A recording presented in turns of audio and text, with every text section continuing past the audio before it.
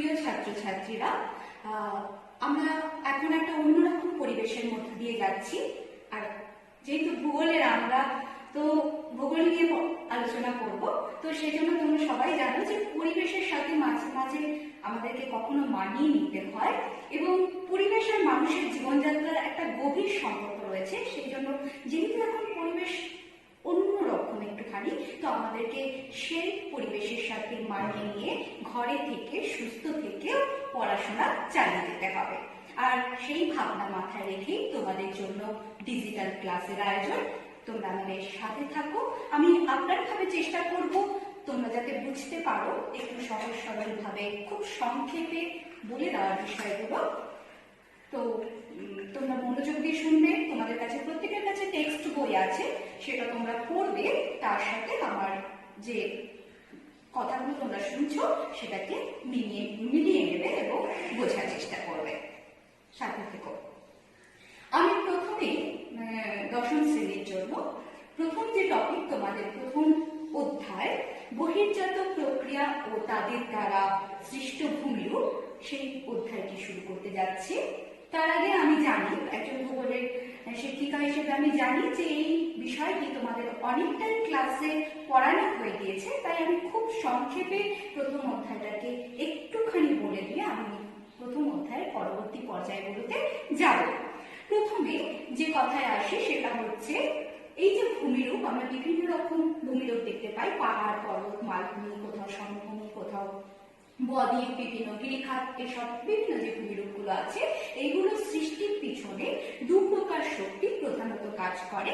একটি হচ্ছে অন্তর্জাত প্রক্রিয়া, একটি বহির্জাত প্রক্রিয়া। এক নম্বর আমি বললাম অন্তর্জাত, এক নম্বর তোমাদের বলি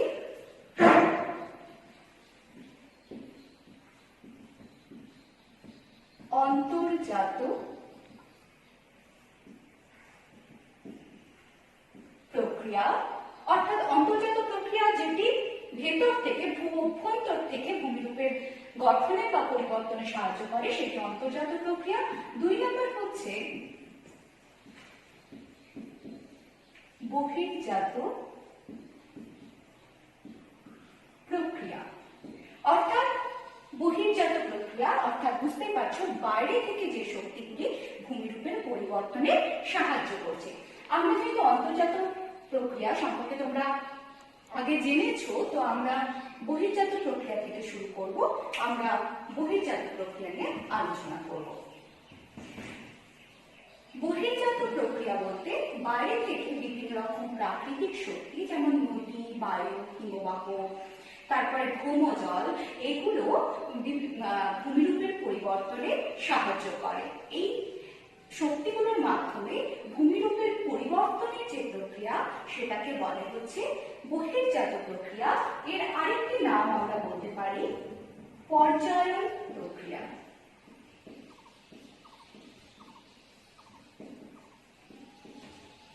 পর্যায়ন প্রক্রিয়া, এই পর্যায়ন প্রক্রিয়াকে আমরা ইংরেজিতে বলি হচ্ছে গ্রেডেশন।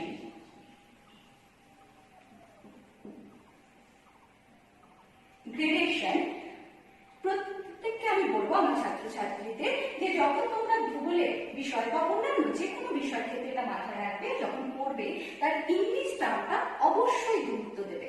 ইংলিশ টার্মটা আমাদের জেনে রাখা খুবই প্রয়োজন। আচ্ছা, এবার আমি আসি গ্রেডেশন। এই যে শব্দটি, এই শব্দটি যিনি ব্যবহার করেছিলেন, দুজন বিজ্ঞানীর নাম আমি এখানে উল্লেখ করবো, ভূবিজ্ঞানী।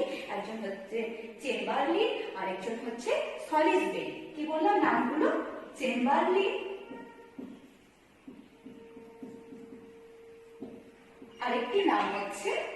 আরেকজনের নাম হচ্ছে সলিসবেরি।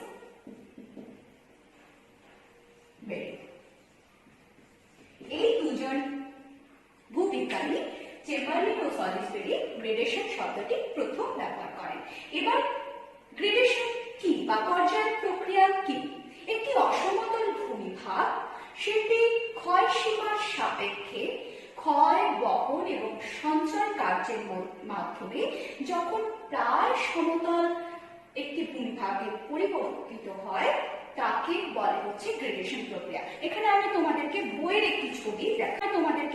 একটি ছবি দেখাতে চাই। তোমরা বইয়ে এই ছবিটি দেখতে পাবে। দেখো, প্রথমে একটি অসমতল ভূমিভাগ, তারপরে সেটি ক্ষয়, বহন এবং সঞ্চয়ের মাধ্যমে প্রায় সমতল ভূমিভাগে পরিণত হয়েছে।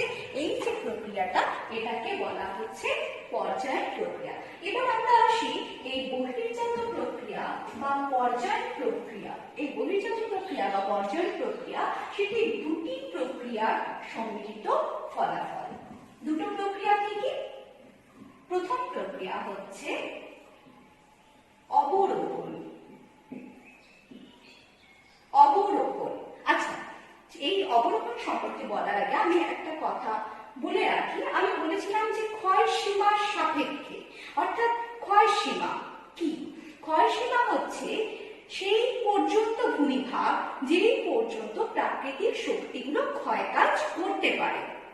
অর্থাৎ এখানে সমুদ্র হচ্ছে ভূমিভাগের প্রাকৃতিক শক্তিগুলির ক্ষয় কার্যের শেষ সীমা। সেই জন্য সমুদ্রকে বলা হয় বেস লেভেল অফ ইরোশন বা ক্ষয় সীমার শেষ অংশ বা শেষ জায়গা। বেস লেভেল অফ ইরোশন এই কথাটি ব্যবহার করেছে জে.ডব্লিউ. পাওয়েল। আরেকবার নামটি তোমাদের জন্য বলছি, জে.ডব্লিউ. পাওয়েল। আচ্ছা, এবার আমি কি বলছিলাম? বহির্জাত প্রক্রিয়া। বহির্জাত প্রক্রিয়া দুটি প্রক্রিয়ার সম্মিলিত ফলাফল। একটি হচ্ছে অবরোহণ আর একটি হচ্ছে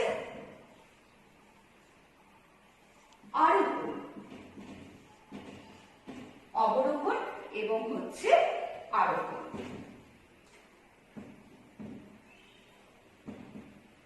আচ্ছা, প্রথমে আসি অবরোহণ প্রক্রিয়ার ক্ষেত্রে।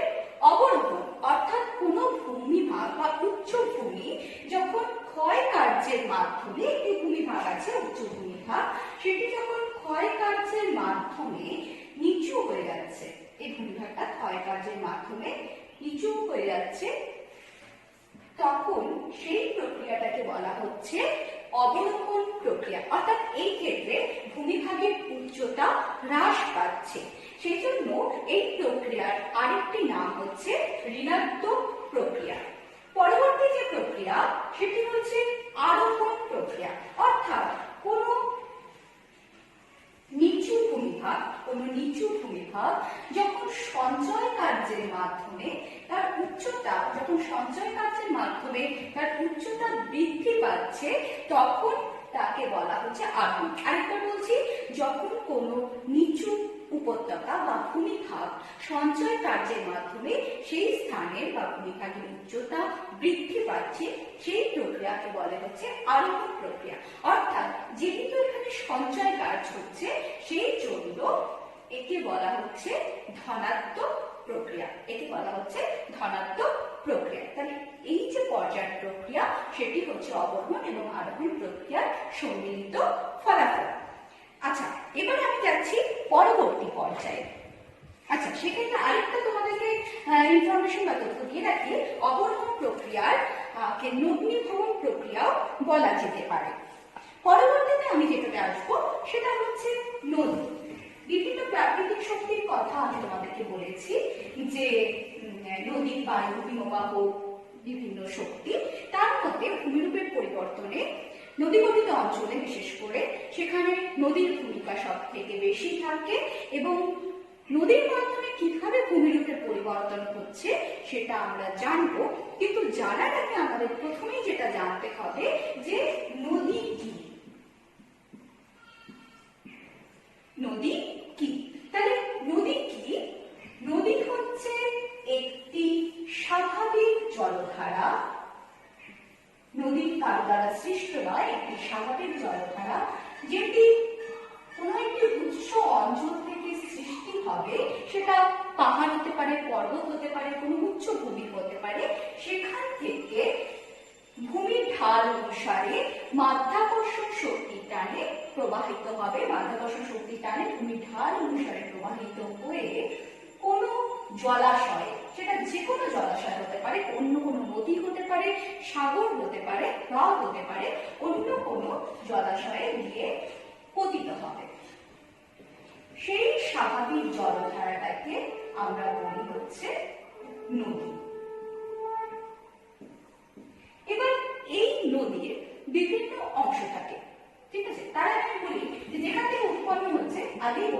সেই অংশকে আমরা বলবো উৎস।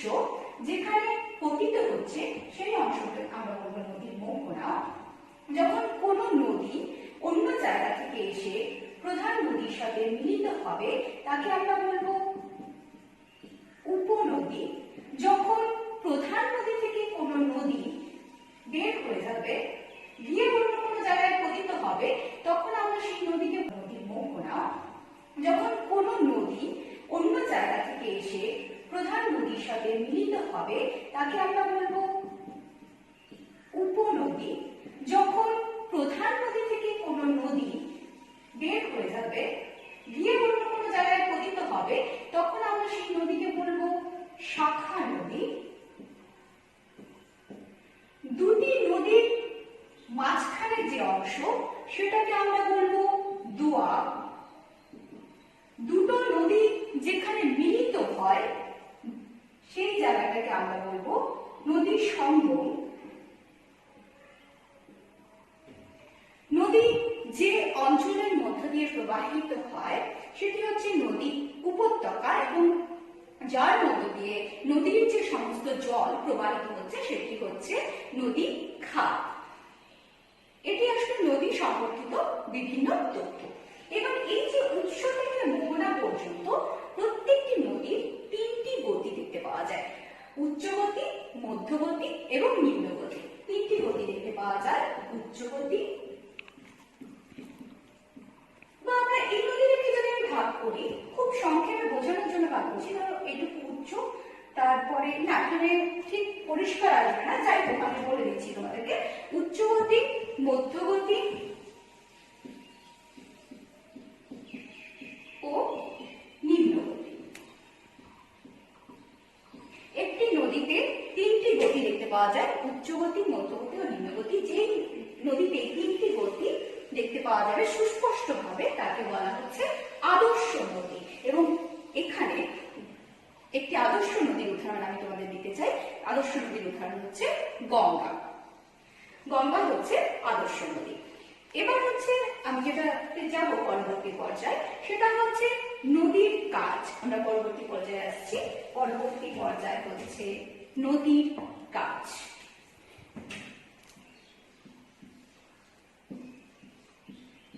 নদীর কাজ মূলত তিন প্রকার, তিনটে কাজ নদীর দেখতে পাওয়া যায়।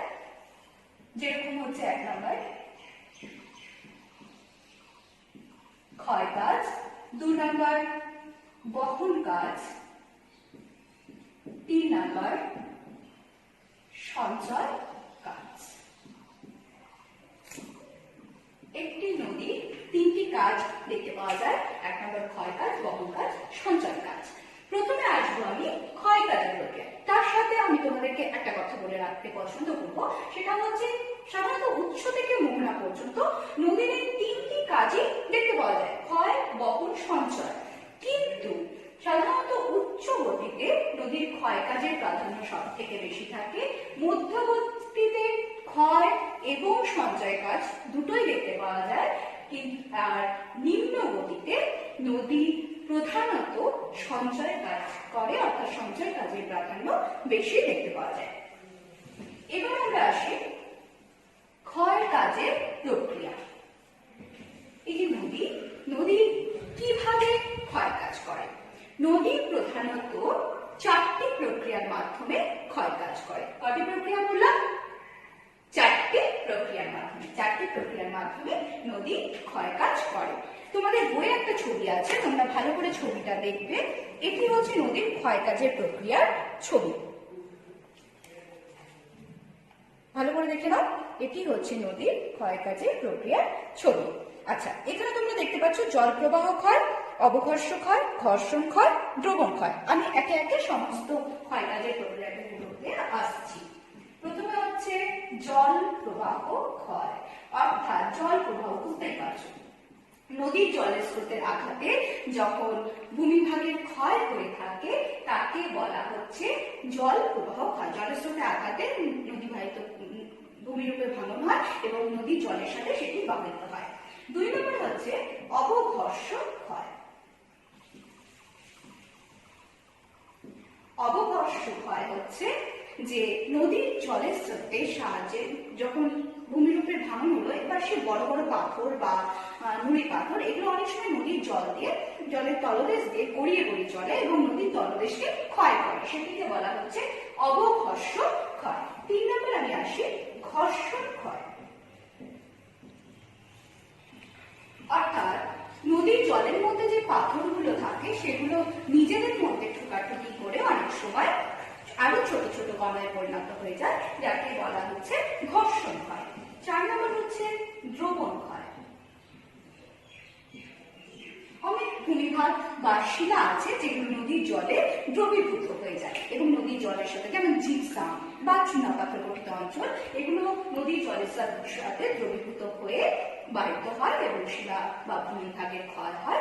এই প্রক্রিয়াকে বলা হচ্ছে দ্রবণ ক্ষয়। তাহলে ছাত্রছাত্রীরা আজ এ পর্যন্ত থাক।